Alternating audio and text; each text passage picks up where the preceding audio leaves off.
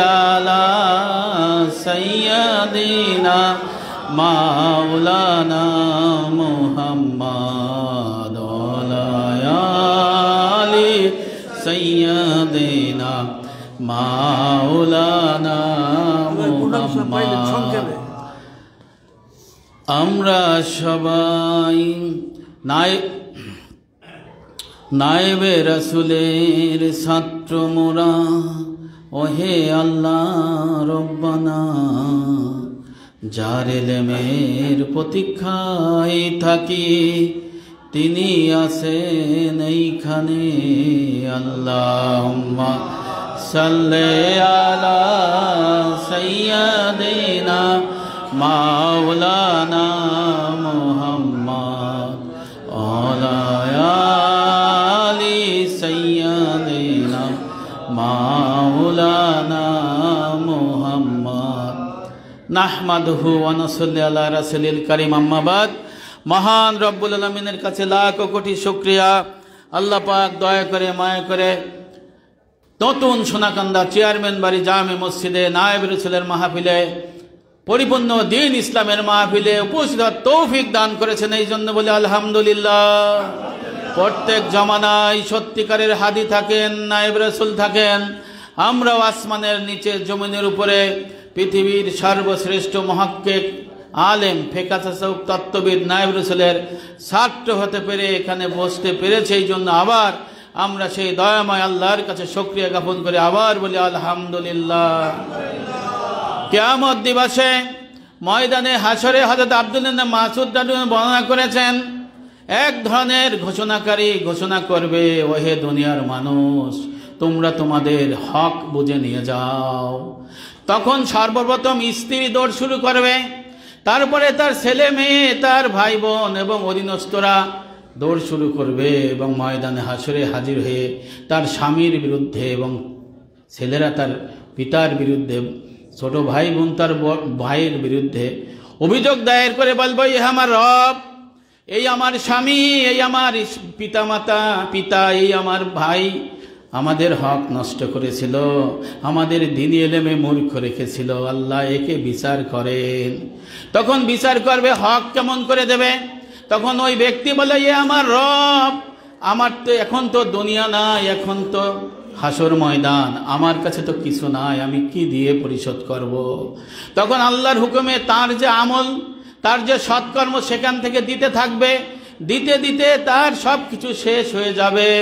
তখন সে কান্না করে বলবে, হে আমার রব, আমার তো আর দিবার কিছু নাই, অথচ আমার স্ত্রী, আমার সন্তান, আমার ভাই বোন আমার কাছে এখনো পাবে, আমি ঋণী আছি। আল্লাহ পাক তখন ফেরেশতাকে বলবে, ফেরেশতা, এই পিতাকে, এই বড় ভাইকে, এই স্বামীকে মাথা নিচের দিক দিয়ে জাহান্নামে নিক্ষেপ করো। তখন তাকে জাহান্নামে নিক্ষেপ করা হবে। পক্ষান্তরে ময়দানে হাসরে পুলসিরাতের ময়দানে, পুলসিরাতের সময়ে যখন উপস্থিত হবে, তখন এক ঘোষণা করে বলবে, কে আসো ওয়ারাসাতুল আম্বিয়া, ফিকহ তাসাউফ তত্ত্ববিদ হাক্কানি আলেম, তোমরা এসে যাও। সারা পৃথিবীর একটি শ্রেষ্ঠ কিতাব আছে বুস্তানুল ওয়াইজিন, ইবনুল জাওজি রহমাতুল্লাহ আলাইহির 800 বছর আগের কিতাবের মধ্যেই হাদিস খানে এসেছে। ঘোষণাকারী বলবে, আল্লাহ রসুলের ওয়ারিস কারা? ফিকহ তাসাউফ জাহের বাতেন ইলমের অধিকারী নায়েব রাসূল কারা? তোমরাই পুলসিরাতের ময়দানে হাজির হয়ে যাও। তখন আল্লাহ রসুলের ইলমের ওয়ারিস যারা থাকবে, তারা পঙ্গপালের মতো এই পুলসিরাতের ময়দানে এসে, পুলসিরাতের জায়গায় এসে হাজির হয়ে যাবে। তখন আল্লাহ পাক তাকে এমনভাবে নূরের টুপি পরাই দিবে, আল্লাহ রসুল বলেছেন 7 আসমান এবং 7 জমিন সেই নূরের ঝলকে আলোকময় হয়ে যাবে। এবং তাদের মর্তবা ওয়ারাসাতুল আম্বিয়া, নায়েব রাসূলের মর্তবা এমন হবে, আল্লাহ রসুল বলেছেন 30,000 বছরের রাস্তা, 10,000 পুলসিরাত ব্রিজ হবে, নিচের দিকে 10,000, সামনের দিকে 10,000, আবার শেষে হবে 10,000-এর রাস্তা উপরের দিকে উঠবে। আমার নবী বলেছেন ওয়ারাসাতুল আম্বিয়াদের মর্যাদা হবে, একটা পদক্ষেপে 500 বছরের রাস্তা পার হয়ে যাবে। এইভাবে 60 পদক্ষেপ নেবে, ওয়ারাসাতুল আম্বিয়া যারা থাকবে তারা জান্নাতে চলে যাবে। যখন এই ওয়ারাসাতুল আম্বিয়ারা এই পুলসিরাত পার হতে যাবে, তখন আল্লাহর ঘোষণা করে বললে, ওই ওয়ারাসাতুল আম্বিয়া তোমরা থামো, আরো কাজ আছে, এখন যাওয়া যাবে না। তখন এক ঘোষণাকারী বলবে, ওহে দুনিয়ার মানুষ শুনে রেখো, জেনে রাখো, কে আসো, ওয়ারাসাতুল আম্বিয়ার তালিবে ইলম রয়েছো, তারা এসে হাজির হয়ে যাও। তখন পঙ্গপালের মতো ওই ওয়ারাসাতুল আম্বিয়ার সমস্ত তালিবে ইলম, ফিকহ তাসawwুফ তত্ত্ববিদ আলেমের ছাত্র যারা, তারা একে একে ওই পুলসিরাতের ময়দানে আসে হাজির হয়ে যাবে। তাদেরকেও আল্লাহ রসুলের বরাত দিয়ে বলা হয়েছে। তখন বলা হবে, এরা হলো ওই হক্কানি আলেম নায়েব রসুলের ছাত্র, যারা আল্লাহ রসুলের দিনের এই পরিপূর্ণ দিন জারি কায়েমের জন্য তাকে মালি বন্দেগী দিয়ে সাহায্য করেছিল। তখন ওই ওয়ারাসাতুল আম্বিয়ার ছাত্র যারা, তালিবে ইলম যারা, একে একে হাজির হয়ে যাবে এবং ওই ওয়ারাসাতুল আম্বিয়া তাকে শনাক্ত করে দিবে। তাদের ওই টুপি এবং এই 500 এক একটা পদক্ষেপ যখন 500 বছরের রাস্তা পার হবে, তাদের এই মর্যাদা দেবে এবং তারাও জান্নাতে চলে যাবে। সুবহানাল্লাহ।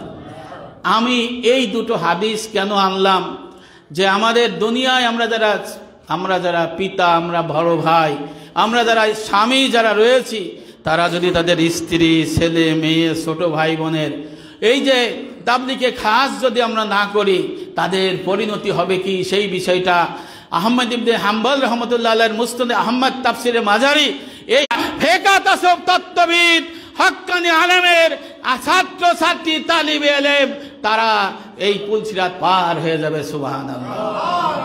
এক জামানা সোহবতে তোম, সুবহানাল্লাহ। এই কথাটি লিখেছিলেন মাওলানা রুমি রহমাতুল্লাহ আলাইহি। একটা ঘটনা বলে, তাসাউফ কে মেহনত নেই হ্যায়, এই কিতাবের মধ্যে হযরত নকশবন্দি রহমতুল্লাহ লিখিত কিতাব জুলফিকার নকশবন্দি রহমতুল্লাহ আলাইহির কিতাবের 262 পৃষ্ঠার মধ্যে এই ঘটনাটা লেখা। আমাদের নায়েবে রসুলের উস্তাদের একজন ছিলেন হযরত মুফতি শফি রহমতুল্লাহ আলাইহি। উনি এই বিষয়টা বুঝতে পারতেছিলেন না। মারিফুল কোরআনের লেখক, উনি ছিলেন আশরাফ আলী থানভী রহমতুল্লাহ আলাইহির ছাত্র। পাকিস্তান থেকে উনি এই জিনিসটা বোঝার জন্য আসলেন ভারতে। আইসা আশরাফ আলী থানভী রহমতুল্লাহ আলাইহিকে বললেন, ও হে আমার শায়েখ, আমি এই কথাটি বুঝতে পারতেছি না, মনে হয় মাওলানা রুমি তার উস্তাদ শামতাজের সময় একটু বেশি লিখেছিলেন। তখন উনি বলেন, কি লিখেছিল? তখন উনি এইটা পাঠ করে শোনাইলেন, এক জামানা সোহবতে বা আউলিয়া বেহতেরা 100 সালে তোয়াতে বেরিয়া। বলে, উস্তাদ শোনেন, আমি তো বুঝতে পারতেছি না, মনে হয় বেশি লিখে ফেলাইছে। একজন হক্কানি আলেম নায়েব রসুলের সোহবতে কিছুক্ষণ বসা 100 বছর রিয়া মুক্তভাবে না লিখে যদি রিয়া যুক্তভাবে ইবাদত বন্দেগী হতো, তাহলে আমি বুঝ পাইতাম। হুজুর, আমার তো মাথাটা নষ্ট হয়ে যাচ্ছে, আমি বুঝতেই পারতেছি না যে একজন হক্কানি আলেম ফিকহ তাসawwুফ নায়েব রসুলের মজলিসে কিছুক্ষণ বসা 100 বছর রিয়া মুক্তভাবে ইবাদত বন্দেগী থেকে উত্তম। তখন আশরাফ আলী থানভী রহমতুল্লাহ বললেন, হে আমার ছাত্র, তুমি বইটি আমাকে দাও। তখন বইটি দিলেন এবং আশরাফ আলী থানভী কি পড়লেন শুনেন, এক জামানা সোহবতে বা আউলিয়া বেহতেরাস লাখো সালে তোয়াতে বেরিয়া, বেহতেরাস লাখো সালে তোয়াতে বেরিয়া। এখানে বলা হয়েছে, আশরাফ আলী থানভী পড়লেন, কোন হক্কানি আলেম নায়েব রসুলের সোহবতে কিছুক্ষণ বসা 1,00,000 বছর রিয়া মুক্তভাবে ইবাদত বন্দেগী থেকে উত্তম। সুবহানাল্লাহ। তখন বলল, হুজুর কি বললেন, আমি 100 বছরই বুঝতে পারতেছি না, আমার তো মাথা উলা ঝাউলা লেগে গেল, আপনি আমাকে বুঝাই দেন। তখন আশরাফ আলী থানভী বললেন, হে মুফতি শফি, শোনো, তুমি এখন ইমানদার হয়েছো, পরিপূর্ণ দিন গ্রহণ করছো, তুমি কি আমাকে গ্যারান্টি দিতে পারবা মৃত্যুর সময় আজরাইল যখন আসবে তখন তুমি এই পরিপূর্ণ দিন নিয়ে ইমানদার হয়ে মৃত্যুবরণ করতে পারবা? তখন বললো, হুজুর আমি তো এটা বলতে পারি না।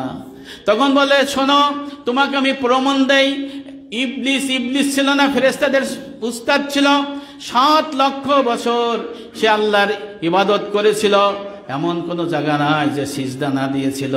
অথচ আল্লাহর একটা হুকুম অমান্য করার কারণে, অহংকার করার কারণে আল্লাহ পাক তার সমস্ত ইবাদত বন্দেগী ধ্বংস করে তাকে শয়তান মদ্দুদ করে জাহান্নামী করে দিল, নাউজুবিল্লাহ।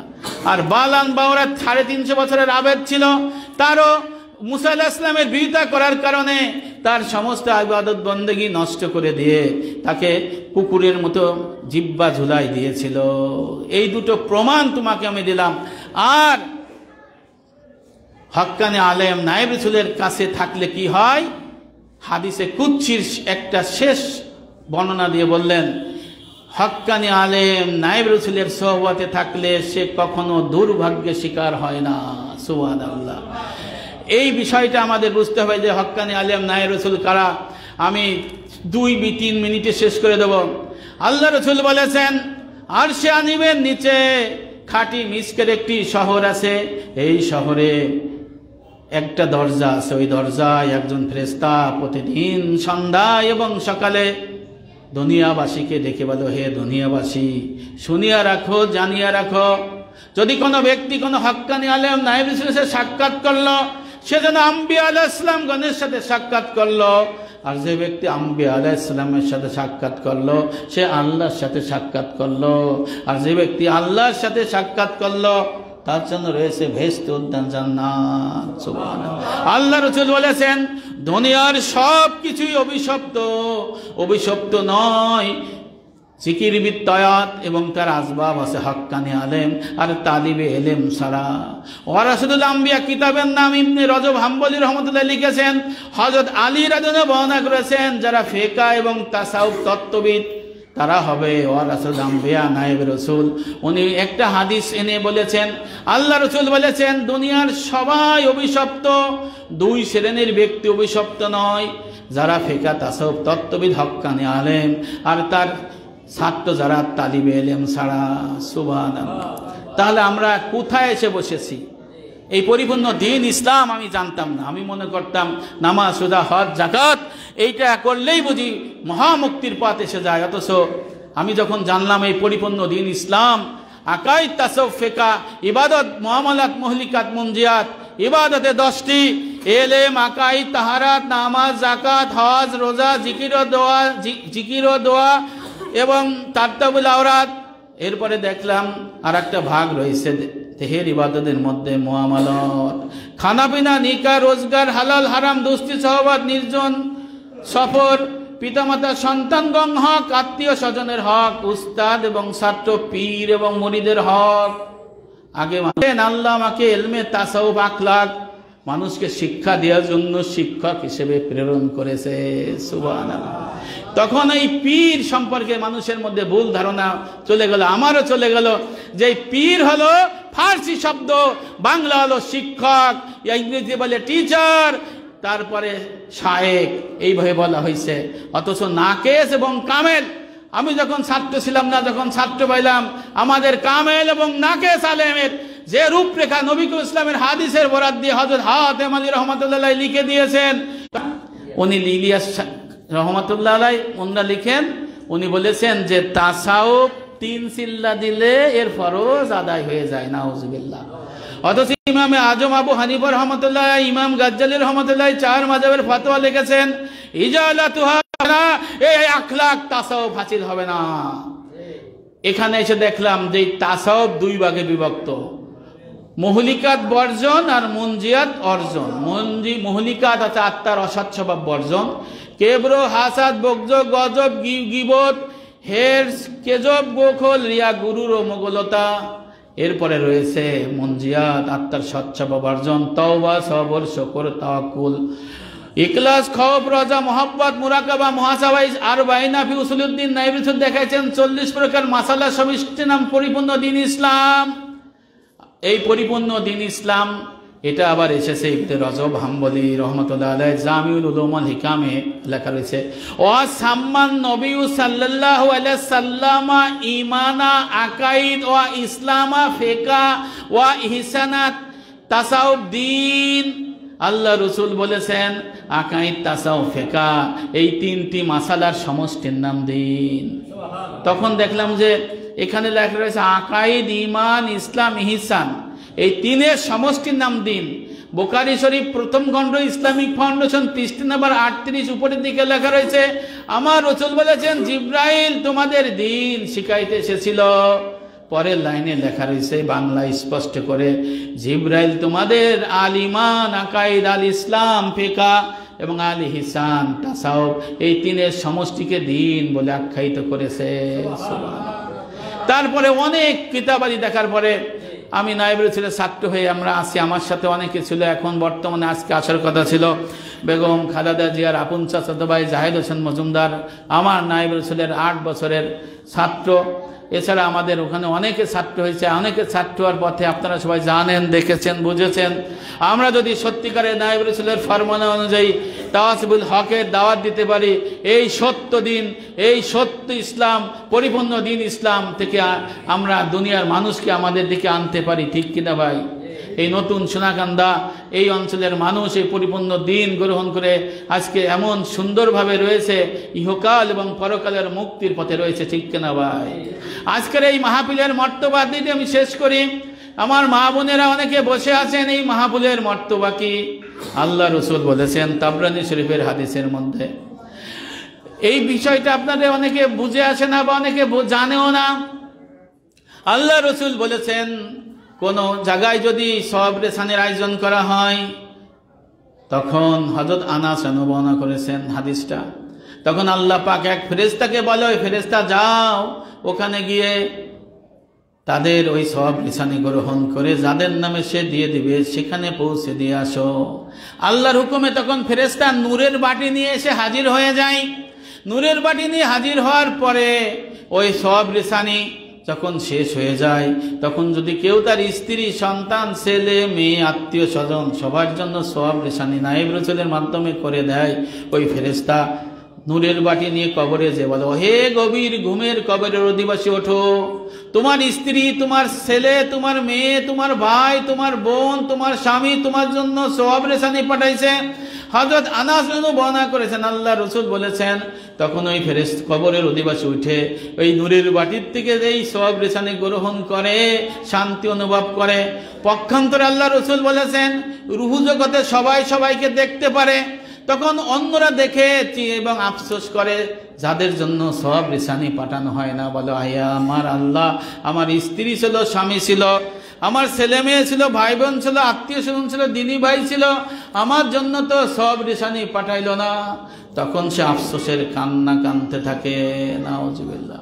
তাহলে এই যে নায়েব রাসূলের এই মাহফিল, এই যে জান্নাতি যে আমাদের এই মাহফিল, এই জান্নাতি দলের মাহফিল, এই জান্নাতের বাগানের সওয়াব অনেক কিছু না?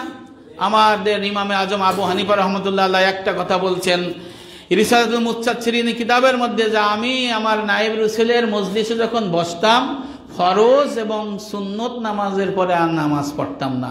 কেন হুজুর? বলো আমার শায়েখ হলো আল্লাহর পক্ষ থেকে নিয়ামতের অধিকারী, শায়েখ যেখানে বসবেন আল্লাহর নিয়ামত ফলগু ধারার মতো বর্ষিত হয়, আল্লাহ পাকের সমস্ত বরকত ওখানে হয়, সওয়াব বকশে থাকে। আর আমি আমার শায়েখের কাছ থেকে এলে শ্রবণ করে নিজে ধারণ করি এবং এটা আমল করার চেষ্টা করি। আল্লাহ পাক আমাদের সবাইকে বোঝার তৌফিক দান করুক। আমা তৌফিক ইল্লা বিল্লাহ। আসসালামু আলাইকুম ওয়া রাহমাতুল্লাহি ওয়া বারাকাতুহু। ওয়া আলাইকুম আসসালাম। আলহামদুলিল্লাহ। এখন জনাব সমাজ মুহাদ্দিস সাহেব কিভাবে পূর্ণ ইসলাম পাইলেন খুব সংক্ষেপে কয়েক মিনিটের ভিতরে, এবং এটা যে সত্য, এই দুইটা